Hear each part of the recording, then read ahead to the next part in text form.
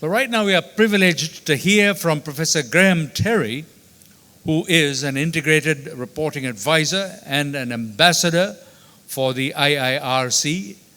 It is he who will be presenting to this audience the report on behalf of the panel. That's the 2021 report.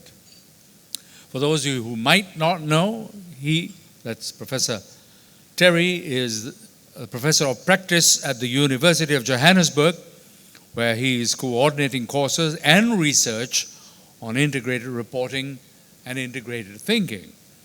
And he's a chartered accountant and worked for the South African Institute of Chartered Accountants for something like 30 years, serving in various roles and capacities, including vice president, and ending up as senior executive strategy and thought leadership. Of relevance, he assisted in the establishment of the annual Integrated Reporting Awards in Sri Lanka, sponsored, of course, by CMA Sri Lanka, and he serves on the panel of judges and has done so these past several years until now. And so we hear from him now, Professor Graham Terry, reporting on the success of those 41 companies that are telling their whole story. He joins us virtually. Thank you very much. Thank you very much for those kind words.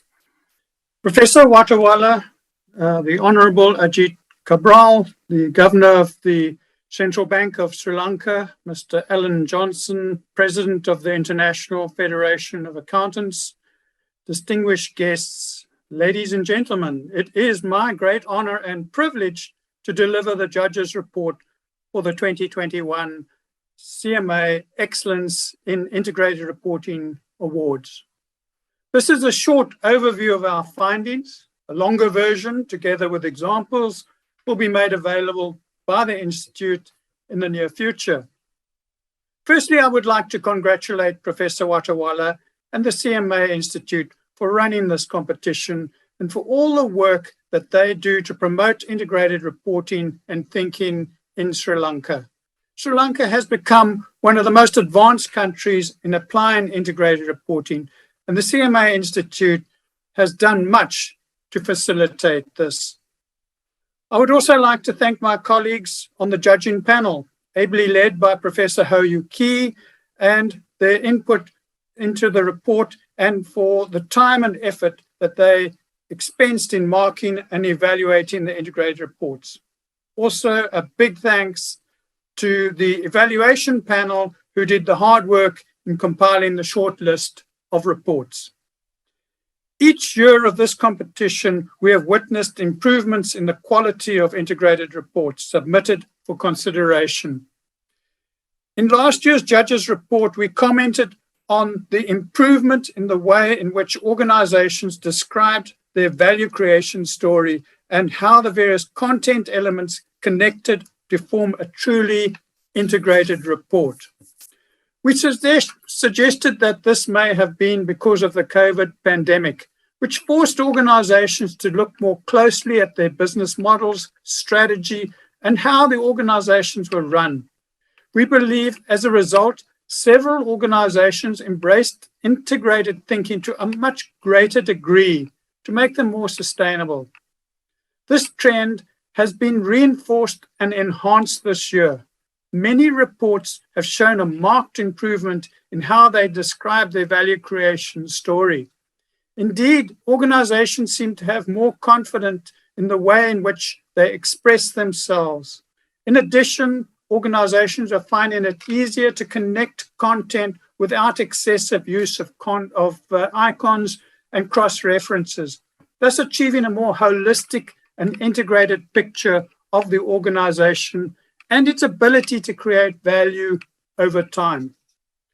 We saw a more focused approach to the assessment of the external environment, or operating environment as some organizations refer to it. Organizations linked the key issues identified to risks and opportunities and strategy, and fewer organizations provided meaningless general overviews of the economy, social conditions, and political situation. It is pleasing to see more organizations recognizing the growing impact of digitalization, climate change and other sustainability issues on their performance. As we have said before, Sri Lankan organizations were quick to embrace and report on how they were addressing the UN Sustainable Development Goals. In the past, the organizations may have seen these as avenues for corporate social responsibility contributions.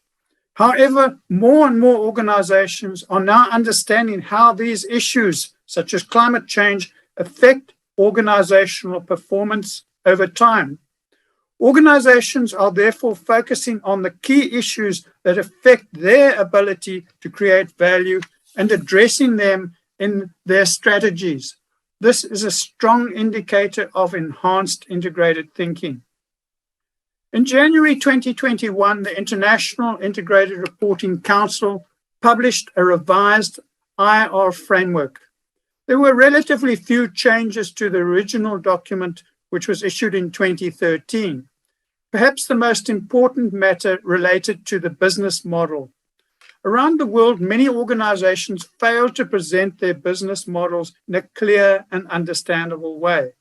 For example, organizations confused outputs and outcomes, and many focused on stakeholder outcomes instead of capital outcomes.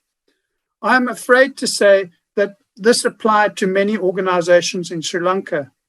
This year, we have seen an improvement in the business model disclosures, but quite a few organizations still need to address this matter in their reports.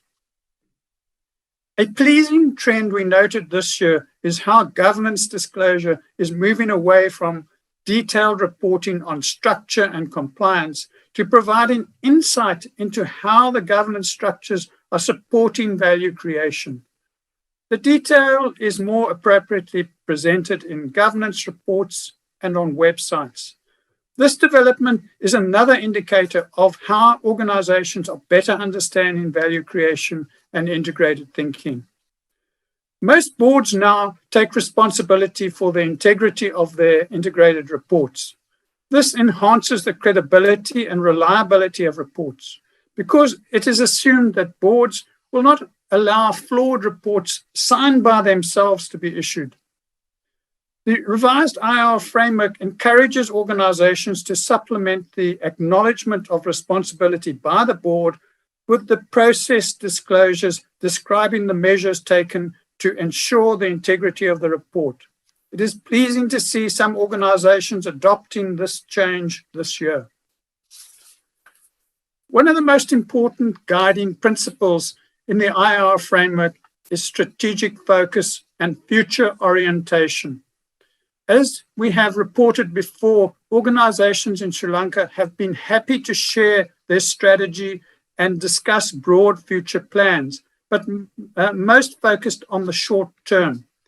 However, more organizations are expanding their horizons to cover the short, medium, and long-term aspects of strategy, external environment, capital procurement, and outlook. We also saw much improved information about outlook, which is a very important element when assessing the organization's ability to create value in the future. Organizations reported on various aspects of outlook, including a general overview, strategy, the capitals, and risks and opportunities. When it comes to stakeholder relationships, the IR framework's objective is for the organization to provide insight into the nature and quality of key relationships.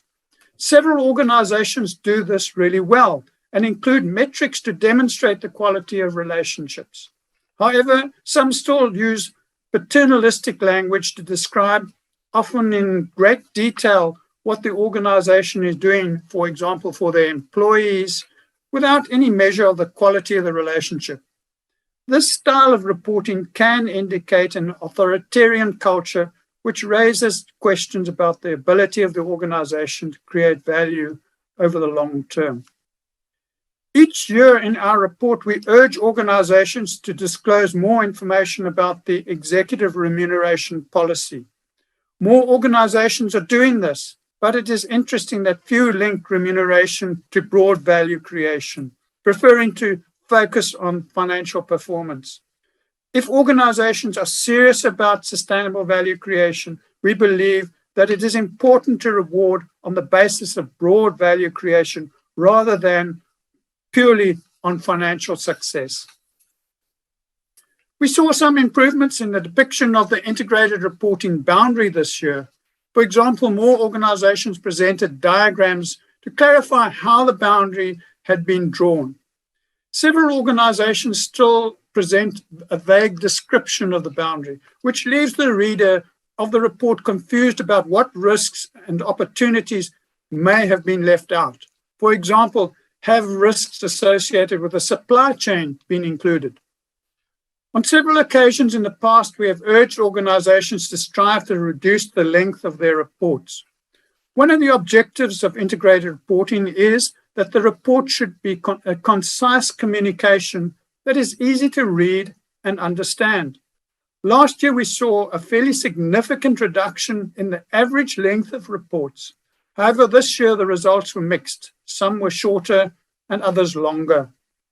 Many reports still include excessive detail about compliance, governance, risks, financial performance, and the capitals. This unnecessary detail will only discourage stakeholders from reading the report and recognizing the important aspects. Before ending, I would like to make a comment about state institutions. Currently, we only receive a few applications from state institutions, mainly banks. The beauty of integrated reporting and thinking is that they are equally relevant to the private sector and public sector organizations because they focus on value creation. All organizations create value, otherwise they don't exist. State institutions, like private sector organizations, have struggled during the COVID pandemic. But as we have seen, many of the private sector organizations have adopted integrated thinking and reporting and have been able to adapt to the circumstances and still deliver value. In our opinion, because they are embracing integrated thinking and reporting, they are better equipped to deal with the challenges of these times. Using the principles of integrated thinking, organizations are able to refine their business models and strategies to enhance the strategic focus. Integrated thinking also leads to integrated decision-making and more efficient allocation of resources. We have seen that by implementing integrated thinking and supplementing it with integrated reporting, organizations are better able to create value for themselves and their stakeholders. In the case of state institutions, this means for customers, consumers, employees, suppliers, government, and the community. We would like to encourage state institutions to adopt integrated thinking and reporting for the good of your wonderful nation. On behalf of the panel of judges, I would like to congratulate all the organizations that submitted their reports for consideration this year. It has been another difficult year, and you are to be lauded for continuing with your efforts to enhance your reports. We believe that whilst you have expensed time and money in preparing your reports, you will have benefited from the exercise. We believe that an organization's travel on this journey to enhance their reports and refine their integrated thinking, they derive huge value for their organizations and a better understanding by their key stakeholders of their strategy and performance. In difficult times, the knowledge and expertise gained over the years assists organizations with the tough decisions that need to be made in the future. I would also like, on behalf of the panel of judges, I would like to congratulate the award winners. You've done an excellent job. We encourage you to continue on your journey to improve your reports in the future. Organizations around the world can learn much from your example. Thank you.